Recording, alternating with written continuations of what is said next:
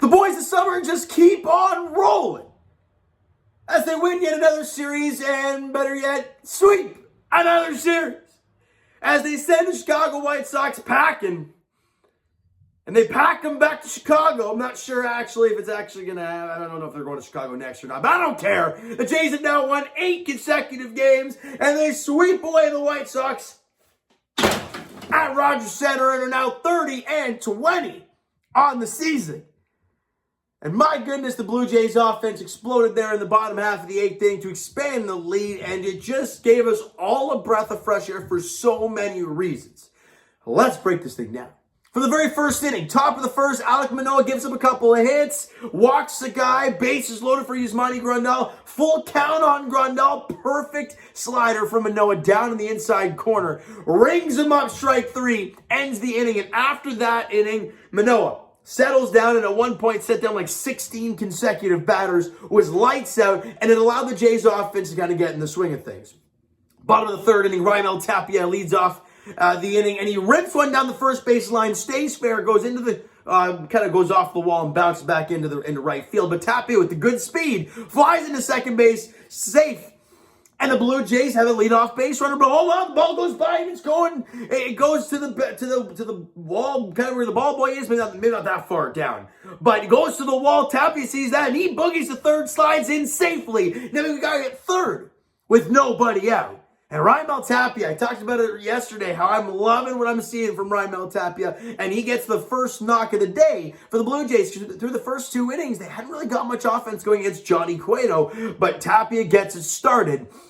And then Zimmer gets hit by a pitch, turns the lineup over with the guy at first and third, nobody out. Espinal then grounds into a double play, but Tapia does score, and the Blue Jays are up 1-0, exactly where you want to be. We move ahead to the bottom of the 5th inning because Manoah is shoving to this point. Tapia gets it, fouls one off his own leg, and takes him some time because it definitely didn't look right. But he's okay, stays in the game with the guy at first. It's a ground ball to second. They get the out at second base, but Tapia boogies and no throw to first base, so it's a fielder's choice. Tapia still at first base with 1 out. All right, bringing up Espinal, and he rips one. I don't know if it was to left center or right center, but it goes to a gap, and Tapia, having just fouled one off his leg and beaten out the double play, he gets on his horse. And he flies around second, flies around third, head first slide. He's safe at the plate. The Jays are up 2-0. Espinal and Tapia combining on some big runs to put the Jays up 2-0 in the bottom of the 5th. And again, Manoah keeps shoving. We go to the bottom of the 6th inning. Vladdy comes up. His first 2 APs against Cueto, not so great. A strikeout and then a little chopper back to Johnny Cueto. But this one, a little different. Gets a fastball up in the zone, and he drills it to the right center gap on a line. And it goes all the way to the wall. Vladdy ends up at second base with a double. Bringing up Teoscar Hernandez, and man, did Teo have a damn series or what? And he gets his, it was something soft to Teoscar, but it was over the middle of the plate, and he crushes it to left field. And it gets into the Blue Jays bullpen for a 2-run shot for Teoscar Hernandez. Vladdy scores. The Jays double up their lead. It's now a 4-0 ball game. And Manoah keeps doing his thing. Until the top of the 8th inning, when the 8th was happening and we got him out, we're all sitting here thinking, okay, pitch count. Will he go out for the 9th? However, Reese McGuire hits an RBI single, and then they hit a chopper to Matt Chapman. He was kind of playing, they had him in a weird shift, and he comes across to get the ball. And look, people are going to yell at Chapman to throw it to first. You got to also remember, as an infielder myself, when you have that easy play, little flip to second base like that, you take that any day of the week. However, there was nobody covering. Espinal was late to the bag, so right as Chapman was like this, ready to throw it to him, oh, he's not near the bag. Let me turn and fire to first. It's too late. Doesn't throw the ball. It's 2 on now. And that's a tough play for Chapman. I understand, you want to take it easy out at first, but it was a little chopper, and Lurie Garcia can fire. He can run, so you didn't want to have to rush that play if you had the easy toss to second base. So I understand what he tried to do, but obviously it didn't work for the Jays, and it did come back to bite Alek Manoah, because then Luis Robert, it's a breaking ball in the outer half, and he just kind of throws his hands at the ball. It's basically a one-handed swing, and this thing carries to the right center gap and one hops the wall. And I'm like, holy crap, how the heck did that happen? Garcia and McGuire score. Manoah ends up getting the hook after that. Standing ovation, as always, well-deserved for Alek Manoah. He was outstanding for majority of this game, other than the first inning and then that rough patch in the 8th. He was dynamite through the middle frames and allowed the Jays to build that 4-0 lead. And then in comes Adam Simber, and he jams Moncada, but he muscles it into center field for a single. It was a kind of a bloop single. Robert comes in to score, and just like that, it's a 4-3 ball game. And I'm sitting here like, great, another one-run game. Like, do we really need to keep doing this to ourselves? And the bottom of the 8th inning comes up, and the Jays are coming up to bat, and I'm like, are we really going to make Romano come out and pitch in this game? I really don't want to see that. And the Jays are like, I got you. They get a couple base runners on, right? And up comes Kevin Biggio, and he rips the ball as a hanging break ball, and he rips it into the right center field gap, and Teoscar Hernandez comes in to score on the play, and Kirk ends up at third, Biggio at second, and the Jays are in business now. It's a 5-3 game, and they got 2 in scoring position with nobody out here. Let's keep going here, fellas. And then Matt Chapman comes up, and he gets it drilled in the head with the fastball, and I'm like, oh, God. They show the replay, and it's his shoulder first, then the head, so I'm like, okay. At least his shoulder softened the blow a little bit, so that's good. He ends up staying in the game after going through the protocol with, Jose Ministral, the trainer. And so now the bases are loaded now with nobody out. And I got to give Charlie a shout out. There's been a lot of hatred towards him, and I've done so a little bit as well. But in that situation, they bring in Lourdes Gurriel Jr. to hit. For Raimel Tapia. And obviously lefty on the mound as well. It kind of makes sense. Also, you want to dagger this game. And Gurriel's been hot for the last little while, so you want to take advantage of that. Get him in there at the bat, drill in a couple runs, sit Romano down. That's the plan. And it looked great. But Gurriel then grounds to shortstop. It was a nice play by Garcia. Kind of, I want to say a dive, but he didn't fall and dive. Kind of went down for it, but he needed to. Fires it home, gets the out of the plate, and now there's one out, base is still loaded, and Bradley Zimmer comes up, and I was thinking initially, I'm like, ooh, maybe George Springer, but I'm like, hold on. You're up by 2 runs. You want your best defensive outfield out there for the 9th inning. They're probably going to keep Zimmer in there, and they do. He ends up striking out in the play, and I'm like, well, that sucks. It looks like we're going to see Romano, which stinks because you had second and third and nobody out. The 4th run, which is not a safe situation, was on second base. But Santiago Espinal's like that just because it's 2 out doesn't mean there's 3 out. He rips the ball in the right field for a base hit. In comes Biggio. In comes Chapman sliding in safely. And the Jays now have that 4-run lead. And I'm sitting here like, Romano, sit your rear down. They obviously don't show us the bullpen. So I'm like, I'm hoping he's sitting down. But then Bo Bichette's like, just to add on to it, to make it a mute point about Romano, he rips the ball to right field. It's off the wall, and it's a single for Bo Bichette. I don't know if it should have been a double, but either way, it goes off the wall. In comes Gurriel, and it makes it a 5-run Jays lead. And what do they do right after that? They pan to the bullpen, and Trent Thornton is warming up. And I'm like, oh, baby.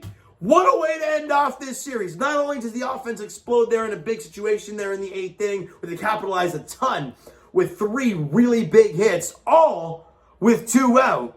No, that's a lie. The Biggio one was not. It was with nobody out. But the Espinal and the Bichette one, driving in 3 and taking it out of a safe situation, was with 2 outs. That sits Romano down. Simber doesn't have to face more than 2 batters. Just a beautiful, beautiful finish to this game for the Toronto Blue Jays, all right? Let's get into the player stats. Alek Manoah, we talked about, got the start, was fantastic through the majority of this game. His line does not suggest that, but he did. He didn't have his quality stuff, but he got the outs he needed to. As I mentioned earlier, he had at one point 16 consecutive guys just sitting down. Like, it was really nothing going on for them. 7 2/3 innings pitched for Manoah, 6 hits allowed. Again, 2 of those were in the first inning. And then the other, actually, it might have even been the other 3 of the other hits were in that top of the 8th. The Robert double, the McGuire single, and I believe they called that Garcia an infield single.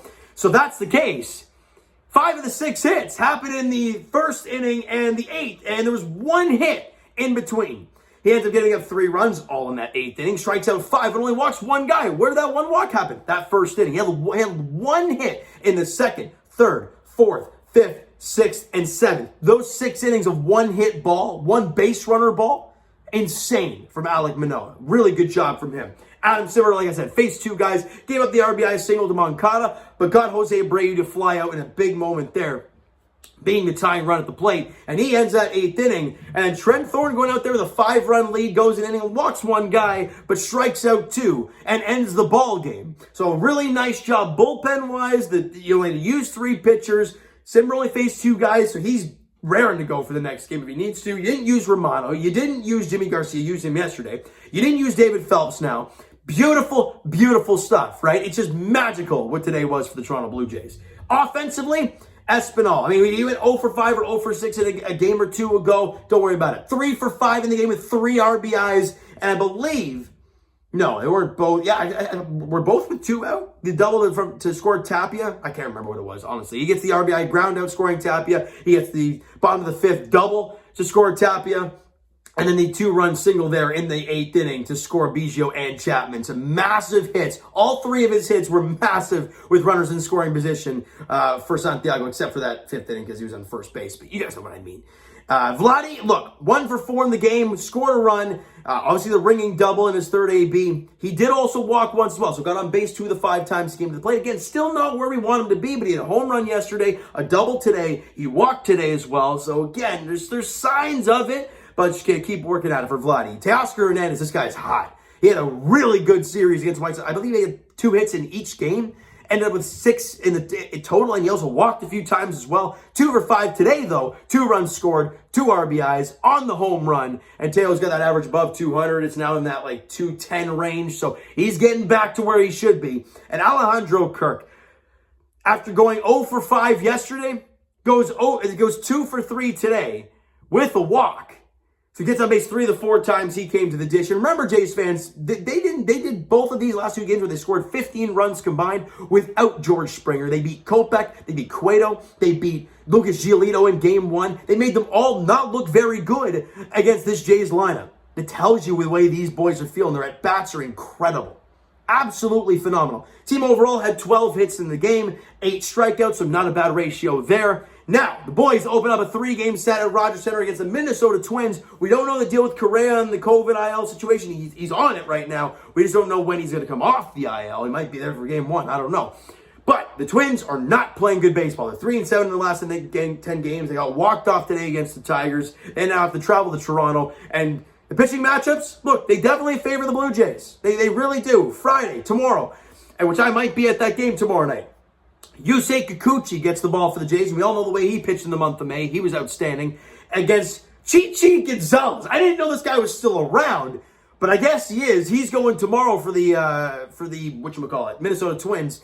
And Saturday afternoon at 3:07, Jose Barrios faces his former team. And wouldn't that be a nice day for Barrios to have one of his best performances of the season? It really would. Dylan Bundy gets the ball for the Twins in game 2 there against Barrios. And Sunday afternoon at 1:37, Kevin Gausman versus, it was Nick?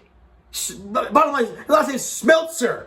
I love it. Absolutely love it. That's the 3-game set between the Jays and the Twins. At the very least, a series win. I think we can all agree on that. But the way this team's going right now, sky's the limit. All right, so you know what, guys? That is going to do it for this one. If you enjoyed the video and you enjoyed the game today, smack a like button. I do appreciate that. I do appreciate that. Hit the subscribe button. You guys not already. Comment down below. Thoughts on the video. Thoughts on the game. What'd you like? What'd you not like from today's game for the Toronto Blue Jays? The Twitter link is down below, so follow up. Send me a dim to like great stuff. The Instagram link is also down below, so follow up there if you guys have not done so already. And I will talk to you guys, Jays edition. There we go.